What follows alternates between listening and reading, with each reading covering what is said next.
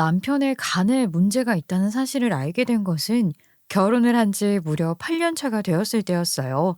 참, 어떻게 이런 일이 일어나게 되어도 저한테 일어날 수 있는 건지. 물론 그동안 남편이 술을 하도 좋아해서 반 협박, 반 농담식으로 그러다가 간을 탈난다 했었는데 말이 씨가 된다고 하죠. 진짜로 간에 문제가 생기게 될 줄 누가 알았겠냐고요. 저는 남편의 간에 문제가 있다는 사실을 알았을 때 너무나도 놀라고 무섭고 그런 마음이 들었어요. 그러니까 그날 아침으로 돌아가 이야기를 한번 시작해 보겠습니다. 결혼 8년 차 그날 아침, 저는 남편에게 화가 난 일이 있어서 남편을 거칠게 깨우기 시작했어요. 할 말이 있으니까 일어나 보라고 흔들어 제끼고 있었는데 남편 얼굴을 보자마자 화가 난 것도 잊어버릴 정도로 당황했습니다. 아니 무슨 저는 남편이 전날 카레로 팩이라도 한 줄 알았다니까요. 얼굴이 노란 단호박색인 거예요. 잠깐만. 이게 지금 무슨 일이야? 당신 얼굴이 왜 이렇게 노란색이야? 어제 뭐 먹었어? 아니 얼굴에 뭐 바르고 잤어? 아이씨, 피곤해 죽겠는데 몇 시인데 벌써 깨워. 내 얼굴이 왜? 뭐 어떤데? 얼굴이 노랗다니까 거울 좀 봐봐. 당신이 봐도 노란색이지. 어머, 이거 이상한데? 황달 아니야? 갑자기 나한테 황달이 왜 와? 괜히 호들갑 떨어서 사람 겁먹게 하지 말고.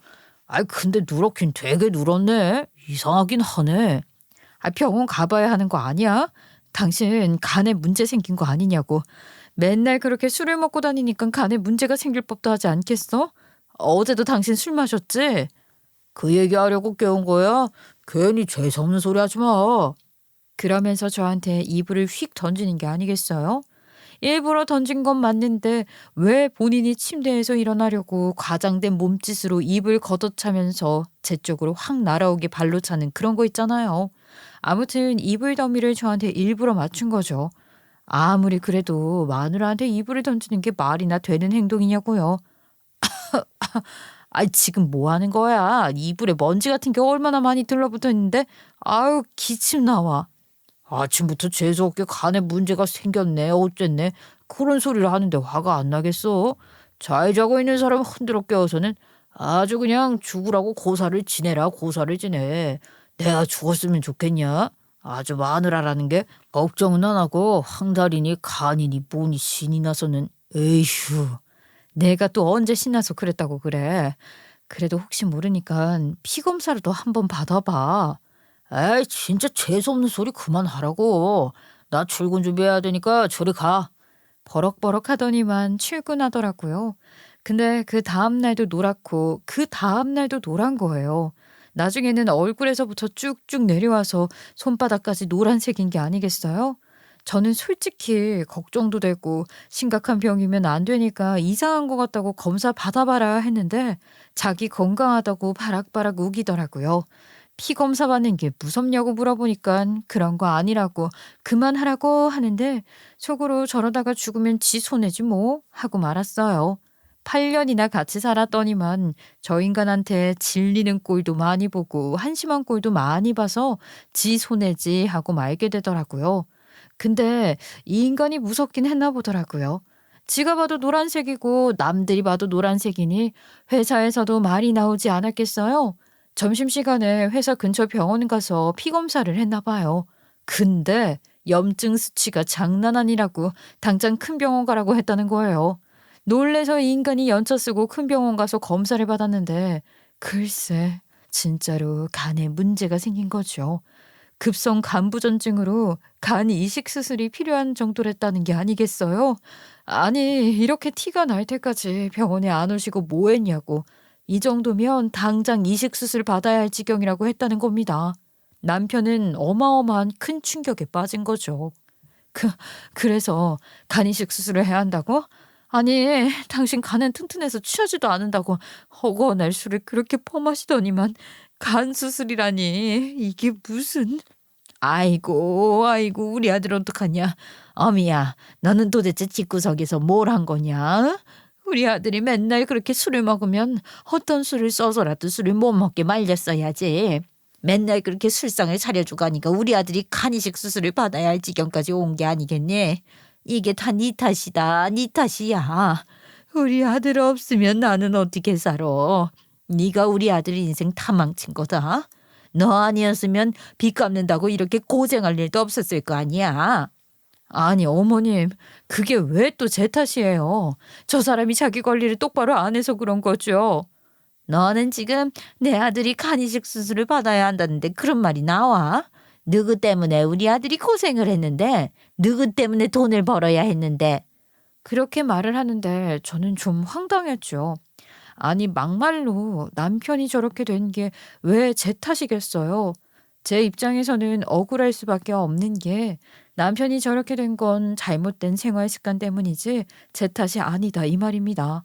시어머니가 말하는 빚도 제가 갚아달라는 게 아니었고 오히려 그 빚을 이용하여 남편은 하녀처럼 저를 부려먹었는데 무슨 할 말이 있다고 빚을 운운하는 건지 억울할 지경이었죠.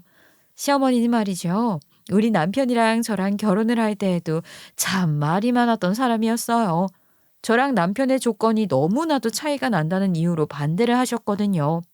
남편은 제가 다니던 회사 대기업 거래처에 있었는데 제가 하청업체 직원이었습니다. 남편은 꽤 능력이 좋은 사람이었고 대학도 잘 나온 똑똑한 사람이었고요.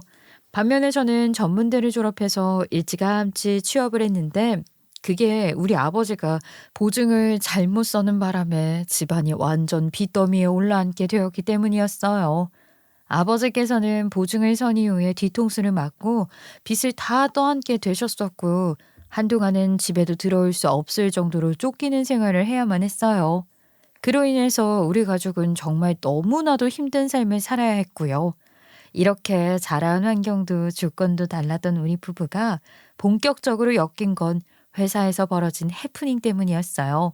그 당시에는 운명적인 만남이라고 생각을 했었는데 시간이 지나니까 악연으로 느껴지게 되더라고요. 그땐 몰랐죠. 남편과 저는 회사에서 업무적으로 마주쳐야 하는 일들이 꽤 있었는데 한 번은 우리 회사 공장에 남편이 사찰을 온 거예요.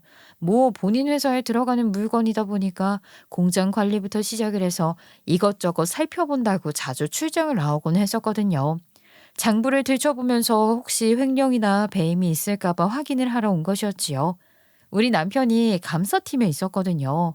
그래서 거래처들과의 관계를 좀 세세하게 살펴보곤 했는데 그때 때마침 실무 담당하던 대리님이 없어서 주임인 제가 설명을 해드리게 됐어요. 공장 안에 작은 재고 넣어두는 창고가 있었는데 그 안에서 재고 파악을 해야 한다고 해서 같이 들어가게 되었죠. 근데 하필 제가 깜빡 잊어버린 거예요. 창고 문이 고장나서 안에서는 열리지 않아 문을 열어둬야 했는데 밑에 받침을 원래 두거든요. 근데 홀라당 까먹은 거죠. 문 열어두면 별일 없으니까 생각 없이 그냥 문 열어두고 안에 들어가서 남편이랑 같이 재고를 보고 있는데 문이 바람에 닫혀버린 거예요. 그렇게 우리 둘이 창고에 갇혀 있었고 남편의 연락을 받은 직원이 나중에 창고 문 열어주게 되었어요. 문제는 그 뒤 남녀 둘이 갇혀 있으니까 소문이 나버린 거죠. 거래처 박대리랑 저랑 그렇고 그런 사이다. 저는 미치고 한장해 죽겠는데 남편은 태연하더라고요. 그리고 그때부터 괜히 밥 먹자고 하고 남편은 알고 보니 저한테 관심이 있었던 것이었어요. 결국 우리는 그렇게 한두 번 밥 먹고 친해졌고 연인이 됐고 자연스럽게 결혼 이야기도 하게 됐습니다. 그렇게 제 나이 29살에 결혼을 했는데 시댁의 반대가 어마어마했어요. 그때까지만 해도 우리 집에는 아직 빚이 있었고 부모님께서는 힘들게 일을 하고 계셨거든요. 나랑 제 동생도 집안에 빚을 갚느라 모아둔 돈이 없었고 제 동생은 그나마 대학도 나오지 못해서 식당에서 일을 하고 있었거든요. 물론 식당 일이라고 해서 뭐 설거지 이런 건 아니었고요. 프랜차이즈 식당에서 매니저 일을 하고 있긴 했었는데 그래도 시댁의 눈에는 우리 집이 영 성에 안 차는 거죠. 남편은 명문대 졸업해서 대기업 다니고 있었고 신우는 유명한 게임 회사에 다니고 있었거든요. 자식들 다 빵빵하게 키워놨는데 갑자기 장남이 어디 말도 안 되는 여자랑 결혼을 한다고 하니까 반대를 하신 겁니다. 모양이 빠져도 너무 빠지는 결혼 아니니? 집안이라도 멀쩡하면 모른다. 어떻게 빚쟁이들에게 쫓기기나 하는 돈 한 푼 없는 집안 여자랑 결혼을 하려고 하니? 네가 명문대 나와서 제학가림 잘하고 살겠거니 했더니만 이런 데서 내 뒤통수를 쳐? 내가 너를 어떻게 키웠는데? 사실 제 입장에서도 이해를 못하는 부분은 아니었어요. 우리 가족이 힘들게 살아가고 있는 건 맞으니까요.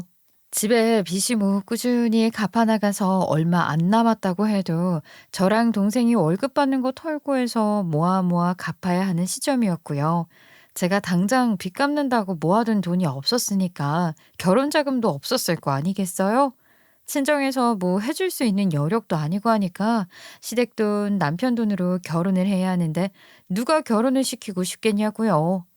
저희 사랑하는 마음으로 서로 보듬어가면서 잘 살아보겠습니다. 인생사 세우지 말라고 힘든 일도 있고 기쁜 일도 있는 법 아니겠어요? 서로 메꾸며 살면 되죠. 전화 태평한 소리하고 앉아있네. 빚이라는 게 뭐 니들 마음대로 빌렸다가 갚았다가 하면 끝인 줄 알아? 버는 돈도 우리 아들이 훨씬 많을 텐데 그 소리는 우리 아들이 너네 집 빚 갚아줘야 하는 거 아니냐 이거야. 아, 뭐 하나 잘난 것도 없으면서 왜 결혼을 하겠다고 욕심을 내고 그래? 우리 아들이랑 깔끔하게 갈라서 헤어지라고. 결혼했다가 이혼하는 것보다 지금 헤어지는 게 훨씬 깔끔한 법이다. 솔직히 남편 입장만 생각하면 시어머니의 말이 맞는 말이긴 했어요. 저도 저희 집안일이지만 깜깜하게 느껴졌거든요. 특히나 제 사정이니 더욱 앞이 안 보였죠. 하지만 남편은 뜻을 굽히지 않았어요. 무조건 저랑 결혼을 해야겠다는 입장을 고수하면서 우리 시어머니의 말을 무시했거든요. 어머니, 아유, 언젠간 저희도 똑같이 될 수 있다는 걸 몰라서 그러세요? 이게 사업이 망한 것도 아니고 노름을 한 것도 아니고 보증 한번 서줬다가 믿었던 사람에게 배신을 당해서 생긴 일인데 원해서 만들어준 결과도 아니잖아요. 저는 제 안사람이 될 이 여자 정말 사랑합니다. 꼭 같이 살고 싶습니다. 남편이 강경하게 나오니까 시어머니도 머리 싸매고 누웠죠. 근데 더한 남편은 그때부터 허락해 줄 때까지 곡기를 끊겠다며 단식 투쟁을 시작했어요. 아무도 그런 남편을 말릴 수가 없었죠.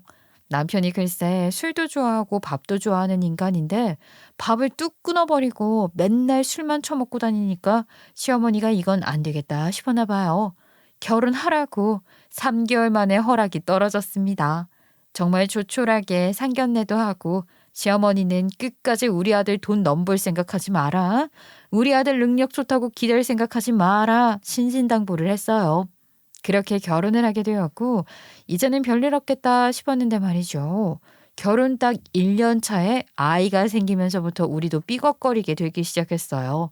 시어머니가 육아에 참견을 해도 너무 심하게 하는 거예요. 저는 아이가 거꾸로 들어서서 돌아오지 않는 바람에 자연분만도 안 돼서 제왕절개를 했다 보니 그 당시 수술 부위가 아물지도 않은 상태였거든요. 근데 이게 제왕절개 해보신 분들은 아시겠지만 수술 부위가 꽤 크잖아요. 소독도 맨날 해줘야 하고 아물기 시작하면서 간지럽기도 엄청 간지럽고요. 그런데 우리 시어머니 제 고통도 몰라주고 자기 고집만 부리더라고요. 예, 너는 집을 왜 이렇게 시원하게 하고 있니? 뼈에 바람 들면 어쩌려고? 산후조리라는 건 말이다. 뜨겁게 해야 뼈가 안 시린 법이야. 아, 집에 얼른 보일러 틀어. 병원에서도 좀 시원하게 있으라고 하던데요. 신생아들한테도 시원한 게 훨씬 좋다고요. 게다가 한겨울도 아니고 이제 봄 다 지나가는데 보일러라니. 저 죽어요. 내가 애를 낳아도 너보다 먼저 낳았다. 내 말 들어. 나는 한여름에 구들장에 불 팔팔 때워서 뜨끈하게 몸조리했어. 덕분에 지금까지도 뼈가 튼튼하다. 거기다가 아이 관련해서 잔소리는 어찌나 심한지. 초점책을 봐야 애 시선이 잡히는 거다. 애한테 동요를 틀어줘라. 모비를 너무 보게 하지 말아라. 아유, 정말 제가 산모가 아니라 도움인 줄 알았다니까요. 저도 푹 쉬면서 몸 관리를 하고 싶은데 개부리지 않겠어요? 그렇게 매일같이 육아 관련된 잔소리에 시달렸어요.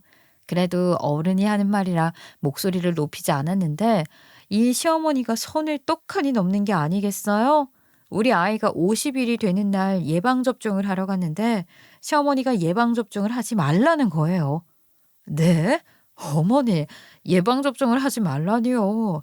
요즘 이런 거 딱딱 시기 맞춰서 안 하면 큰일 나요. 우리나라만 하는 것도 아니고 전 세계에서 필수로 접종하라고 권고하는 사항이에요. 아, 예. 언제부터 그런 걸 맞췄다고 그래?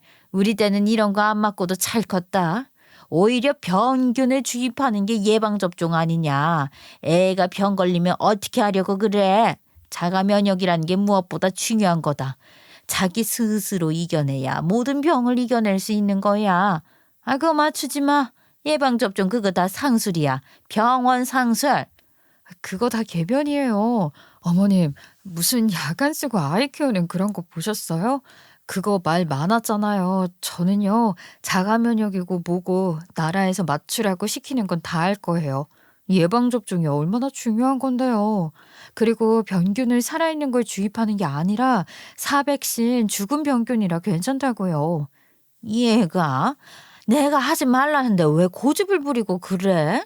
너는 시어미의 말이 우습니? 하지 말라면 하지 좀 마. 큰일 난다니까요. 저 잡혀가요. 어머님이 우리 아이한테 해를 끼치는 일이라고요. 이게 다 정부 기록으로 남는 일인데 어떻게 예방접종을 하지 말라고 말을 하실 수가 있어요. 이건 아이를 위한 행동이 아니라고요. 아이고 참나. 정부에서 나오면 뭐 어쩔 건데. 내가 안 맞추고도 건강하게 키울 수 있다는데 지들이 뭔데? 그리고 얘가 왜 네 애니? 우리 집안의 핏줄을 이어받은 우리 집안대를 이을 아이다. 네가 하겠다는 대로 해서 우리 기둥에 큰일이라도 생기면 어쩌려고 그러니? 아니, 이건 또 무슨 신박한 소리인지 모르겠네요. 어머님, 저한테 왜 이러세요? 제 배로 낳은 아이인데 제 아이냐고 묻는 건 이상하죠? 우리 집안 아이다 이 소리지. 우리 집안 아이니까 내 의견도 중요하다 이 말이야. 그만들 좀 하세요. 에이, 예방접종하러 가는데 무슨 말들이 이렇게 오가요? 아, 의무로 접종시켜야 하는 부분이라고 하니까 맞추러 갈게요. 이렇게 제가 시어머니하고 직접 싸우기도 하고 혹은 남편이 나서서 중재도 하면서 시댁과의 위태위태한 관계를 지속해 갔는데 첫째 아이 3살쯤 되었을 때 일이 하나 터지게 되었어요. 바로 남편이 저희 집안 빚을 갚아줬다고 난리가 난 거죠. 근데 그게 억울한 게 제가 먼저 갚아달라고 한 게 아니었어요. 우리 친정아버지께서 경비로 일을 하시다가 과로로 쓰러지게 되었고 우리 친정엄마는 건물 청소를 하시고 계셨거든요. 그러니 생활이 힘들어지잖아요. 친정엄마도 청소일 하면서 무릎이 아프시다고 힘들어하셨고 동생도 남자친구랑 결혼하고 싶은데 코딱지만한 월급을 집안 빚 갚는 데 썼으니 모은 돈이 없어 갑갑해 했거든요. 우리 친정부모님 혹시라도 남편이 부담될까 봐 일부러 말도 안 하셨는데 사정을 알게 된 남편이 먼저 도와주겠다고 해서 받은 돈이었단 말이에요. 아니, 이서방 빚을 갚아주겠다고? 우리가 염치가 없어서 어찌 그 돈을 받나. 우리 딸 시집갈 때 돈 한 푼 쥐어주지 못하고 가전 하나 못 사줬는데 우리가 조금 더 노력하면 빚 갚을 수 있으니 걱정하지 말게나. 가족이니까 이 정도는 당연히 받으셔도 됩니다. 저제도 결혼하고 싶어 한다면서요. 빨리 자기 돈 모아서 자금 마련해야죠. 저 사위라고 생각하시면 받아주셔야 합니다. 근데 글쎄 그게 독이 되었던 거죠. 이 사실을 뿌듯하게 생각한 남편이 입방정을 떤 덕분에 시어머니가 알게 되었고 그 이후로 시어머니는 저만 보면 못 잡아먹어서 안달이 난 사람처럼 굴었죠. 저가의 빚을 갚아줘? 우리 아들이 어떻게 모은 돈인데 아유 아까워 죽겠다. 피땀 흘려서 번 돈인데 여자 잘못 만나서 지한테는 못 쓰고 딴 데다가 다 털어준다. 우리 아들이 착해서 이 사달이 난 거다. 아유 어쩌면 좋아? 근데 저도 할 말이 있긴 했어요. 제가 일을 못하도록 막은 건 남편이었거든요. 우리 남편 바쁘다고 맨날 출근하느라 애는 안 돌봐주고 모든 육아는 다 제 책임이었고 제가 일을 그만둔 것도 남편이 요구를 해서였거든요. 일을 그만두라고? 아니, 아이는 어린이집에 보내면 되니까 나는 일하는 게 좋지 않을까? 우리 집안비 빨리 갚으려면 내가 놀고 있으면 안 될 것 같은데. 어린이집이라니. 아, 절대 안 될 일이야. 요즘 뉴스도 안 봐. 남의 손에 우리 아이를 어떻게 맡겨. 당신은 일 그만두고 집에서 육아해. 아이를 엄마가 키워야지. 생활비 대부분을 남편이 책임지고 있었으니 박박 우기는 남편을 말리지 못하겠더라고요. 뭐 어쩔 수 없이 일을 그만두게 되었죠. 근데 집에서 애만 잘 키우라고 하더니만 육아에 관심도 없고 맨날 술 처먹고 들어오고 한 달에 두세 번은 말이죠. 꼭 회사 사람들을 집으로 데리고 오는 거예요. 미리 말도 안 하고 말이죠. 밖에서 술 처먹다가 우리 집 가서 한 잔 더 하자 하면서 사람들 다 끌고 와서 술상 내오라고. 아니, 미리 말을 해줘야 장을 보든지 말든지 할 거 아니겠어요? 집에 먹을 것도 없고 애도 어린데 술 취한 사람들이 고성방가는 오죽 지르겠냐고요. 아이는 자다 깨서 징징거리지. 남편 애 운다고 시끄럽다고 방에 들어가라 그러지. 실상이 왜 이리 부실하냐? 이러면 내가 직원들한테 면목이 없지 않냐? 아주 난리를 그냥. 제가 그놈의 술 때문에 지긋지긋했다니까요. 가장 힘들었던 건 빚을 빌미로 남편이 저를 하녀 취급하기 시작했다는 것이었어요. 그 돈을 받았으면 안 되는데 빚을 한 방에 갚을 수 있다는 말에 혹해서 냉큼 받았고 그때부터 남편의 갑질은 본격적으로 시작이 되었어요. 왜 이렇게 밥을 안 먹어? 당신이 좋아하는 반찬들인데? 어제 먹었던 상 그대로잖아. 아침인데 힘이 안 나네. 적어도 어제랑 다른 메뉴로 준비했으면 좋겠어. 국 하나, 반찬 5가지는 기본으로 준비하고 말이야. 퇴근해서는 메인 요리가 있는 식탁이었으면 좋겠고. 그리고 아침에 시간이 모자라면 조금 일찍 일어나서 내 셔츠도 빳빳하게 새로 다려놓고 해. 내가 감사팀에 있어서 칼각이 중요한 거 알지? 내가 신을 양말까지도 다림질해서 아침에 준비해놨으면 좋겠네. 그리고 언제일지 모르지만 한 달에 3번 정도는 후배들 데려다가 우리 집 와서 술 마시고 할 거니까 손님상 차릴 준비 매번 해놓고 육아는 전적으로 일 안 하는 당신이 책임을 지되 생활비를 어디에 어떻게 쓰는지 가계부 좀 썼으면 좋겠어. 애도 보고 집안일도 하면서 반찬은 매번 다르게 준비하고 뭐 다림질도 해놓고 가계부까지 쓰라고? 어차피 하루 종일 집에 있는데 틈틈이 하면 되지. 우리 아이한테 들어가는 돈이 얼마인지, 우리 가족 식비가 얼마나 들어가는지 하나하나 다 기입했으면 한다고. 당신이 사 먹는 커피 한 잔 값까지 말이야. 알겠어? 그거야말로 진정한 노예 계약이나 다름없었죠. 집에 일하는 아줌마를 고용해도 그 일 다 못할걸요? 거기다가 얼마나 돈 가지고 치사하게 구는지 제가 만약 생활비 쓰던 거에서 조금 돈을 더 써서 2, 30만 원 더 오바가 되면 다음 달에는 그만큼 돈을 덜 주는 게 아니겠어요? 아껴 쓰는 버릇을 가져야 한다고 그러는 거죠. 그러면서 제 명의로 된 통장이며 뭐며 전부 가지지 못하게 하는 거예요. 돈 주면 제가 도망갈 거라고 생각을 한 건지 뭔지 저는 정말 너무 힘들었어요. 그렇게 우리 아이가 초등학교에 입학할 때까지 저는 올가미에 갇힌 사람처럼 살아야 했고 이 생활에 너무 길들여지게 된 거죠. 이런 게 바로 생활에 적응을 하게 된다는 건지 아니면 소위 말하는 가스라이팅을 당한 건지 헷갈리더라고요. 남편이 하는 말이 다 정답이라 생각하며 살게 됐어요. 남편은 제가 반박을 하려고 할 때마다 우리 집에 빚 5천만 원 갚아준 걸 들먹이면서 제가 순응하게 만들었어요. 솔직히 말해서 내가 그 빚 5천만 원 안 갚아드렸으면 여태까지 장인 장모가 꾸준히 일해가면서 돈 벌었어야 했을 텐데 내 덕분에 빚 걱정 없이 편히 쉬지 않냐? 너네 가족이 조금이라도 여유를 가지면서 살 수 있게 된 것들이 전부 내 덕 아니냐고. 당신도 알지? 알지. 고맙지. 5천만 원이 적은 돈도 아니고 나도 알아. 할 말이 없게 만드는 재주가 있었죠. 문제는 남편이 저를 그렇게 업신여기니까 시어머니도 똑같이 구는 거예요. 집안 살림은 물론이고 육아까지 참견하면서요. 우리 아들 덕에 사돈댁은 편안하시겠네. 조금이라도 여유 있게 살게 된 게 다 우리 아들 덕이잖니. 너까지 능력 있는 삶 살게 된 거 아니니? 생활비 따박따박 받아가면서 말이다. 내 말 잘 들어라. 애 교육을 빨리빨리 시켜야 하는 법이다. 당장 학원부터 알아봐. 저는 제가 이 집안의 부인이자 며느리가 맞는지 아니면 그냥 종살이하러 온 노예인 건지 헷갈릴 정도였지만 시간이 지날수록 제가 그들의 말에 토를 달지 않고 순응을 하는 게 편하다는 걸 깨달았어요. 이 가족들의 가스라이팅에 길들여진 거죠. 이 인간들에게 반박을 하고 대답을 해봐야 저에게 돌아오는 건 질타와 꾸중밖에 없었으니까요. 집에서는 시어머니와 남편의 등살에 떠밀려 이렇게 살았는데 시어머니는 정작 남편의 간이 그렇게 된 것이 저 때문이라고, 저 아니었으면 남편이 빚 갚는다고 고생할 일도 없었을 거 아니냐 하는데 어이가 없었죠. 아니 상식적으로 그렇게 고생하는 사람이 술을 그렇게 처먹고 다닐 시간이 있어요? 아무튼 남편이 이런 긴급한 상황이니 간이식을 해야 했고, 간이식을 하려면 공여자를 찾아야 하잖아요. 일단 가족들 다 검사 받으라고 하는데 8살짜리 애한테 수술 받으라 할 수는 없으니까 우리 아들은 제외. 시어머니랑 시아버지랑 신우 저랑 제 동생 이렇게 있는데 너무 웃긴 게 시어머니가 저랑 제 동생 보고 검사를 하라는 거예요. 제가 시부모까지는 나이가 있으니까 그렇다 치자 싶었거든요.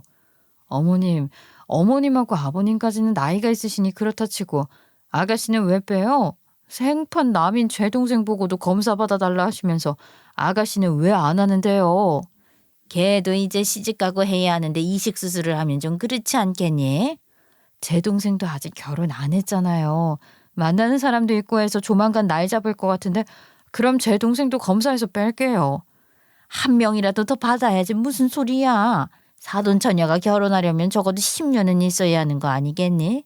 돈도 없는데 무슨 결혼을 하냐고. 설마 너처럼 맨몸으로 시집간대? 돈이야 지가 알아서 하겠죠. 어머님이 뭔데 그렇게 말을 하시면서 제 동생을 무시하고 그러세요? 뭐 그래. 군뱅이도 그러는 재주가 있으니까 돈 없어도 너처럼 결혼할 수 있을지도 모르지. 그럼 너만 검사 받아봐라. 저도 안 할래요. 이 말이 짜증나서 목구멍 끝까지 차오르더라고요. 한숨만 나오는 상황이었죠.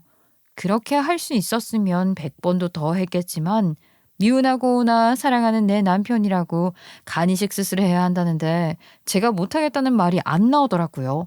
물론 몇 년 동안 결혼 생활하면서 저를 지치게 하고 힘들게 하기도 했죠. 이런 말 하면 안 되지만 이참에 도망가 버리면 속은 편하겠다 싶기도 했어요. 그런데 그게 어디 뭐 되나요? 아이의 아빠이기도 하고 제 남편이기도 하고 이 인간이 간이식 수술을 받은 뒤에 새 사람이 되어 다시 태어날지 어떻게 알겠어요. 분명히 한 번 당해봤으니 술도 끊을 수 있을 텐데 사람 고쳐 쓰는 거 아니라지만 제 남편이라 믿고 싶다는 생각이 들더라고요. 거기다가 남편도 제가 간이식 수술을 받아야 할 정도로 심각한 상황이라는 것을 알게 되니까 충격을 받은 건지 저를 그렇게 들들볶고 잔소리를 하던 사람이 태도를 달리하더라고요. 저에게 일절 잔소리도 하지 않고 묵묵하게 제 옆에 달라붙어 있더라고요. 그게 또 치근했어요. 일단 저도 안 할래요라는 말이 입 밖으로 안 나오고 시어머니도 얼른 검사해보라고 난리를 치고 하니까 일단 검사를 했지요. 이게 저랑 남편이랑 간이 안 맞을 수도 있잖아요. 떨리는 마음으로 공여자 검사를 진행했는데 세상에나 간이 딱 들어맞는다네요. 제가 기증해주면 된다는 거예요, 글쎄. 허허, 뭐 어쩌겠어요. 시댁에서 당장 날 잡으라고 수술 빨리 안 하면 우리 아들 곧 죽는다고 난리가 났죠. 그리고 시어머니가 그때부터는 갑자기 저한테 잘해주기 시작하는 거예요. 어머님, 이게 다 뭐예요? 뭘 싸들고 오신 거예요? 이거 다 들고 오셨으면 힘드셨을 텐데. 그동안 내가 구박만 해서 속상했지. 미안했다. 네가 우리 아들의 생명의 은인이라는 것을 내가 몰라보고 너무 내 기준에만 맞춰서 너를 꾸짖었던 것 같아서 이제라도 사과하고 너랑 잘 지내보려고 한다. 이거는 내가 해온 보약이랑 보양식이다. 애 보느라 피곤하면 안 되니까 앞으로 애는 내가 좀 봐주마. 반찬도 해서 집으로 보내주고 집 청소도 대신 해주마. 그 정도는 제가 할 수 있어요. 어머님 괜히 병나시는 거 아니에요? 병이 나도 내가 나야지. 이제는 아무것도 신경 쓰지 말고 산책이나 다니면서 몸 관리에 힘써라. 네가 우리 집안의 기둥이라는 걸 내가 왜 이제 알았을까. 우리 아들의 생명의 은인인데 내가 절이라도 올려야 할 판이지 뭐니. 시어머니의 달라진 모습에 처음에는 너무 부담스럽고 불편했지만 또 잘해주는데 싫을 사람이 얼마나 있겠어요? 금방 적응돼서 좋더라고요. 근데 이게 수술이라는 게 일단 간 수치도 좀 괜찮아야 하고 시기라는 게 있잖아요. 당장 할 수 있는 게 아니라서 2달 뒤에 수술 날짜를 잡게 되었어요. 남편은 무급 휴가를 길게 내고 수술 준비를 하느라 병원에 다니면서 약을 먹었고 저도 같이 약을 먹으면서 준비를 하기 시작했습니다. 남편도 예전과는 다르게 저에게 아주 고분고분하게 굴고 말이죠. 남편이 그동안 지 때문에 고생 많았다고 아파 보니 세상이 달리 보인다고 말을 하는데 깜짝 놀랐다니까요. 이 인간이 이런 말도 할 줄 아나 싶어서 말이에요. 시어머니도 거의 뭐 저를 업고 다닐 기세로다가 챙기더라고요. 꼬박꼬박 약 시간 되면 약 갖다 주고 산의 진미 귀한 재료들 구해서 반찬 만들어주고 스트레스 받으면 안 된다고 취미 생활을 하라며 친구들을 만나라며 밖에 나가라는 거예요. 결혼하고 처음으로 대접받는 기분이 들었죠.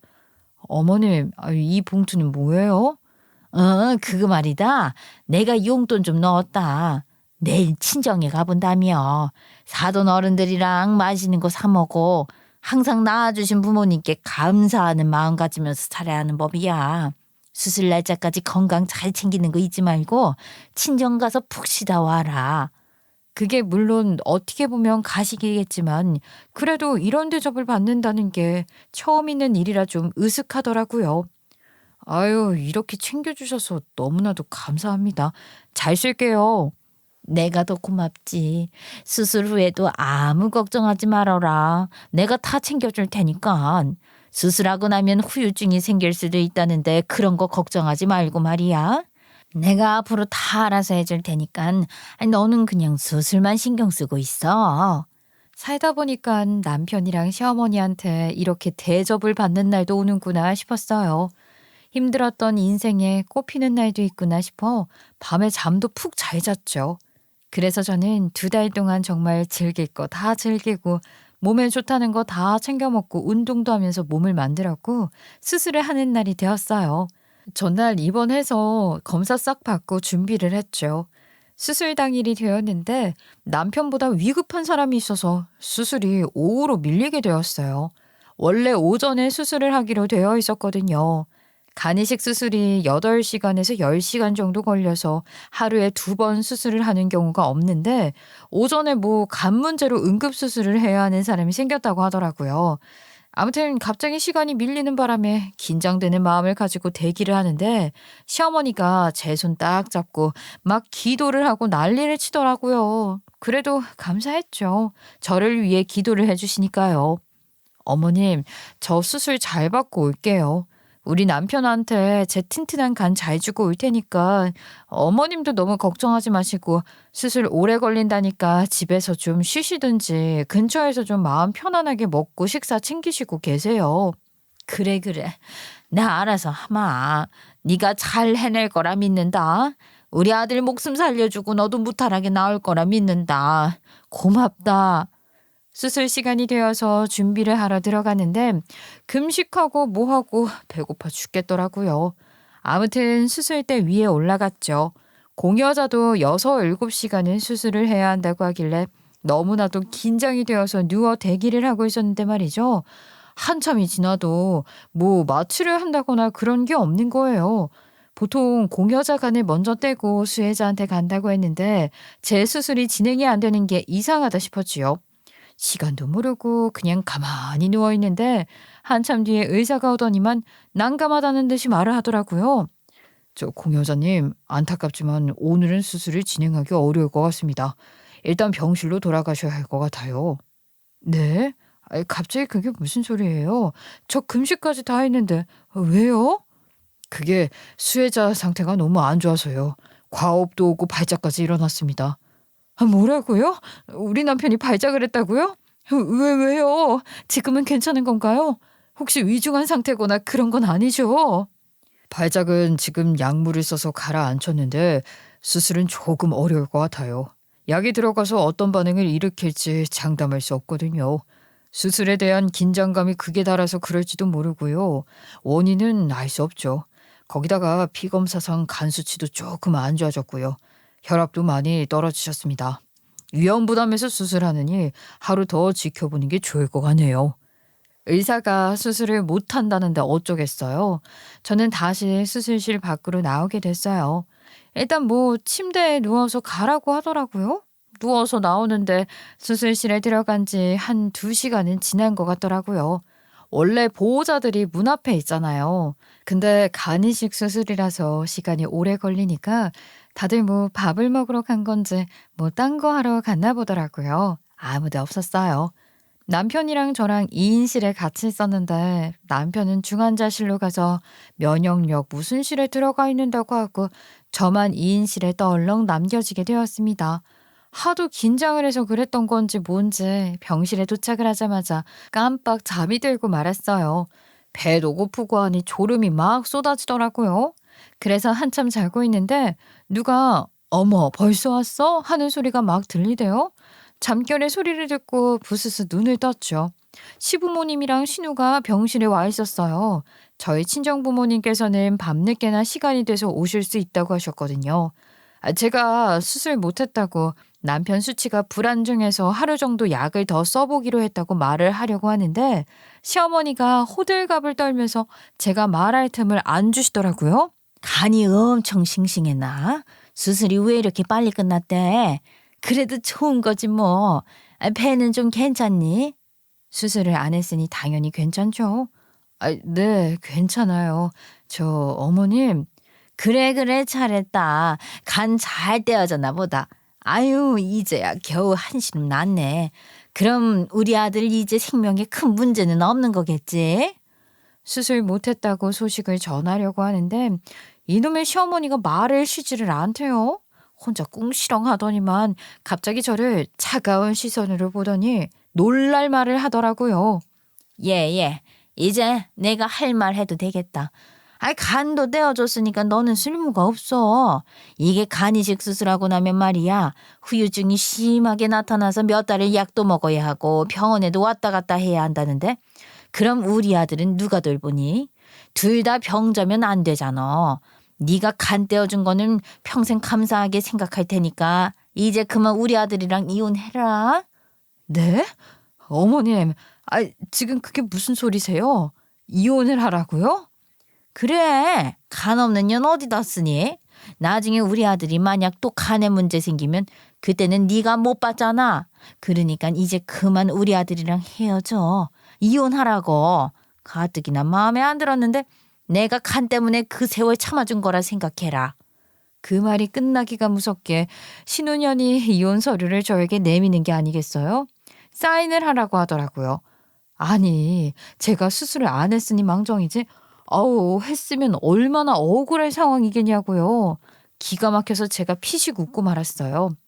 어머, 뭘 그렇게 재미가 있어서 웃어요, 언니. 혹시 뭐 실수한 거 아니야? 발작 같은 거 오는 거 아니지? 오면 어떠니? 어차피 간 떼어주고 부작용 온 거라고 생각하겠지. 그나저나 우리 아들은 언제 수술 끝나려나? 아들 면회하러 중환자실 가야 하는데 너네 부모는 언제 온다냐? 그래도 우리 아들한테 간 떼줬는데 간병할 사람은 와야 우리도 자리를 뜨지 않겠니? 너네 돈 없어서 간병인 쓸 돈 없지? 너네 부모한테 병시중 잘 들으라고 해라. 더 이상은 못 들어주겠다 싶어서 제가 병원복을 훌러덩 까서 배를 보여주었어요. 제가 옷을 들추니까 시부모도 놀라고 신우도 꽥 소리를 지르대요. 어머 얘 너 뭐하니? 나무새스럽게. 배를 왜 깎고 그래? 뭐 보여줄 게 있다고? 어머님, 제 배 좀 보세요. 자세하게. 배가 참 깨끗하죠.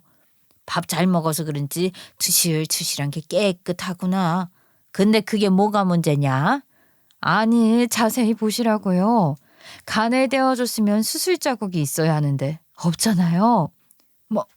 뭐야? 어머머머, 진짜잖아. 어머, 설마 우리 아들 수술하기 전에 죽었어? 어? 아니 우리 아들 어떻게 된 거야? 죽은 건 아니고요. 발작이 일어났대요. 그래서 수술도 내일로 미뤘고요. 그의 간 수치랑 혈압이 이상해서 오늘 하루 약 써보고 내일 오전에 수술하기로 했는데 식사하고 커피 드시고 오시느라 몰랐죠. 수술이 3-4시간 만에 끝날 리도 없는데 왜 의심도 한 번 안 하시고 그런 말을 하셨을까요? 이혼할게요. 수술도 취소하고요. 공여자가 꼭 수술해야 할 의무가 없더라고요. 그게 무슨 소리냐? 수술이 밀렸다고? 아니, 수술하기로 했는데 왜 그걸 미루어? 의사가 안 된다고 하는데 어쩌겠어요. 댁 아드님이 몸이 안 좋아서 수술할 컨디션이 아니라잖아요. 근데 이걸 어째? 평생 수술 못하게 생겼네. 아니면 지금이라도 그 집 식구들이 공여자 검사 해보던가요. 남한테 시키지 말고. 얘는 아유 섭섭하게 그게 무슨 소리니. 농담이었다 농담. 내가 너 수술 후에 한번 놀라게 해주려고 한 거야. 응? 그냥 깜짝 카메라 같은 거 해보려고 장난친 거라고. 내가 설마 하나뿐인 며느리한테 그런 말도 안 되는 소리를 하겠니?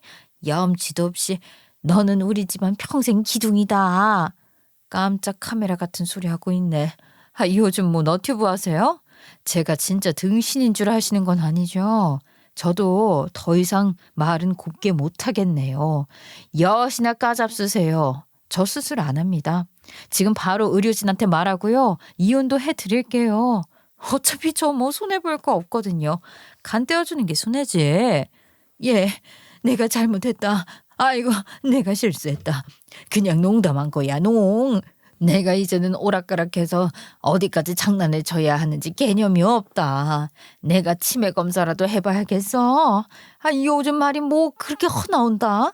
그러니까 내일 수술 잘 해보자.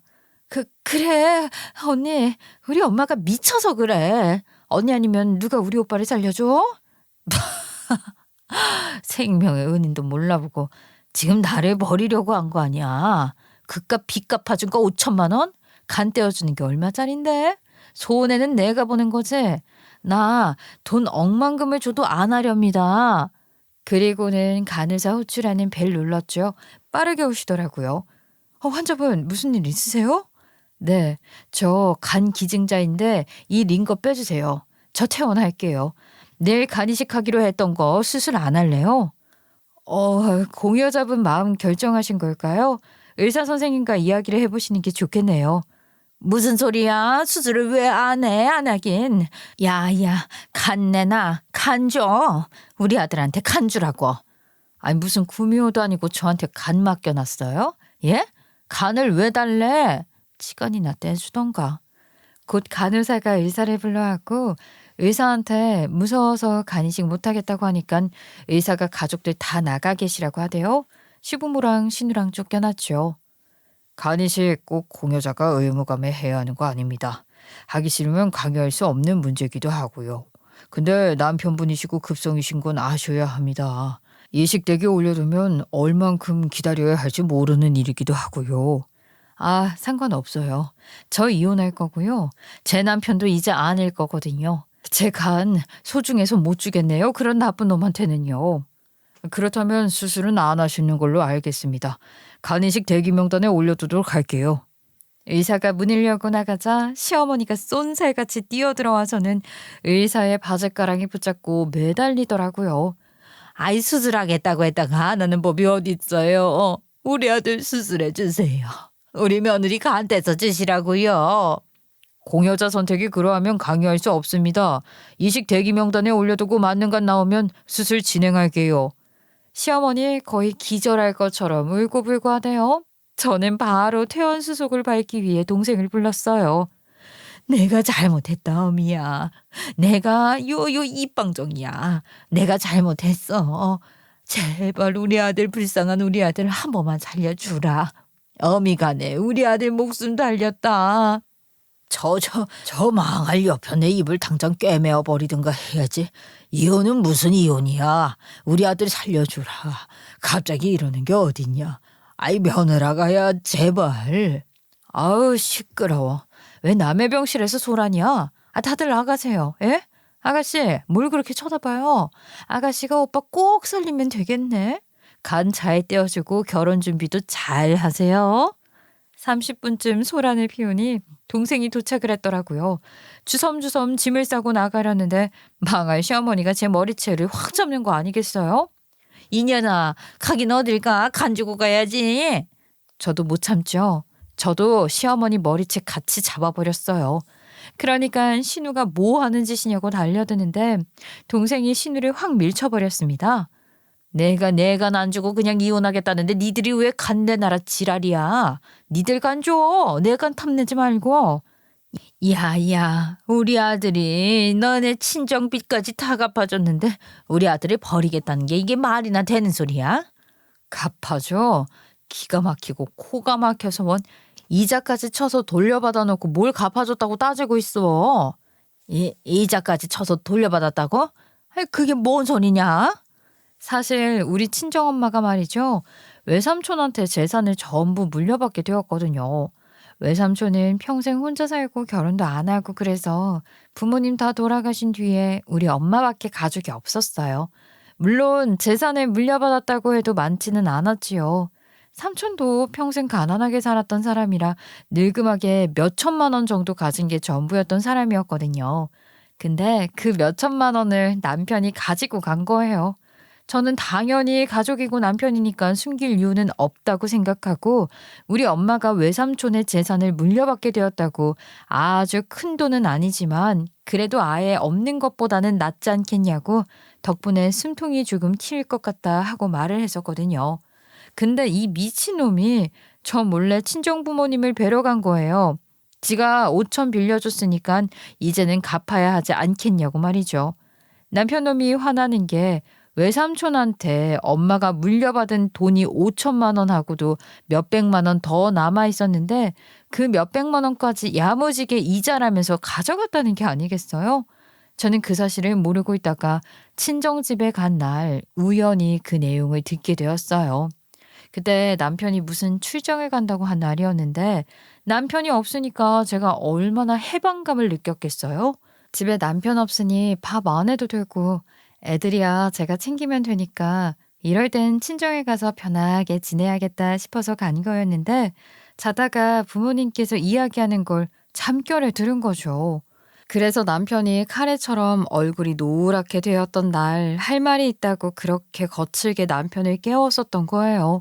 근데 남편이 상태가 너무 안 좋아 보이길래 너무 놀라서 저도 해야 할 말을 못하고 미뤄뒀었던 거고요. 그래서 이런 놈한테 굳이 간이식을 해줘야 돼 말아야 돼 하는데 시댁과 남편이 예전처럼 떽떽거리지 않고 저한테 넙죽 엎드리니까 흔들리더라고요. 우리 부모님한테 돈 다시 받아먹은 거야 화가 나지만 어찌됐든 남편이 빚을 갚아준 것도 사실은 사실이고 만약 시댁과 남편이 이전과 다른 세 사람이 될 수 있다면 저도 용서를 해줄까 싶었었죠. 근데 이따위로 나오면 저도 이혼하고 새 삶을 살아야 하지 않겠어요? 어떻게 그런 짓을 하고 뻔뻔하게 지가 우리 집 빚을 갚아줬다고 큰 소리를 떵떵 칠 수 있는 건지. 양심 없는 건 가족 이력인가 봅니다. 저는 빚 청산할 거 다 했으니 이 집하고는 더 이상 볼 일이 없네요. 그러니 저 붙잡지 마시죠. 아이고 우리 아들 어떡하냐. 아이고 야 나 죽는다 나 죽어. 아이고. 그날 동생이랑 같이 병실 나와서 상황 설명 다 했고 짐도 미리 그냥 다 친정으로 옮겨버리고 다음날 날 밝자마자 변호사 사무실 찾아갔습니다. 이혼 소송 접수하기로 하고 시댁에도 통보를 했더니 저한테 제발 돌아주라 간이식 해주라 난리가 났더라고요. 꼭 끄트머리에 간이식 이야기가 들어가는데 간 주면 바로 팽당할 거 뻔하지 않겠어요? 남편 놈은 병원에 있으니까 저에게 찾아오지는 못하고 전화로 잘못했다 빌었죠.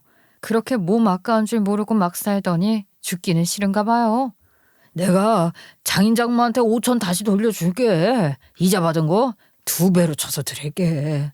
아 제발 나한테 간 기증 좀 해줘. 이식되기 기약 없다더라.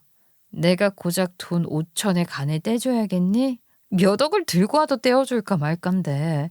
너는 나한테 그만큼의 가치도 없는 인간이야. 이러다가 나 죽으면 어떡하냐. 우리 부모님은 어떡해. 이식 대기 환자도 많다는데 제발 아량 좀 베풀어 주라. 그깟 아량으로 내 간을 떼어주긴 너무 아깝지. 수고해. 꼭 살아남길 바란다. 그동안 구박이라도 안 했으면 제가 간이식 해주고도 남았죠. 그래도 제 남편이고 제 아이 아빠인데요. 하지만 제가 이런 취급받으면서까지 간이식을 해줘서 남는 게 뭐겠어요? 막말로 저도 언제 어떻게 아플지 모르는 건데 말이죠. 요즘은요, 부모랑 등져서 부모한테도 안 해주는 간이식이라는데 이혼당하면 남인데 제가 왜 해줘요? 안 해줘요. 물론 그 인간이 버티다 버티다 못 버티면 마음에 뭔가 짐 같은 게 남긴 하겠지만 그래도 저 꿋꿋하게 이식 안 해주고 끝까지 버티렵니다. 그게 바로 저의 의지니까요. 제가 흔들리지 않도록 여러분들께서도 잘했다고 잘 내린 결정이라고 응원해 주시면 감사하겠습니다. 지금까지 제 긴 이야기 들어주셔서 감사합니다.